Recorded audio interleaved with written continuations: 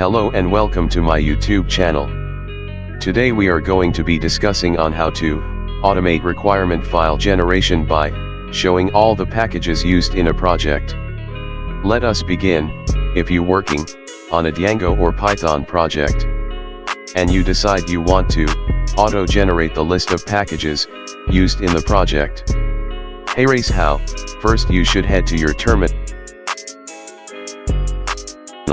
type in the command pip freeze /brackets then the name of the file you wish to save the list to, and add the extension .txt. I'll be using requirements as the file name and adding the extension txt.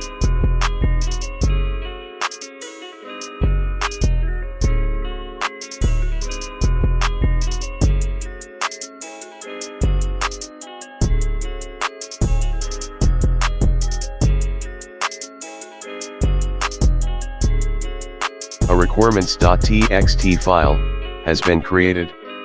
If I look into it, you would see all the packages I have installed in my project displayed. And that should be all for that. Thanks for watching. Please do not forget to like and subscribe by smashing the bell icon. Till next time.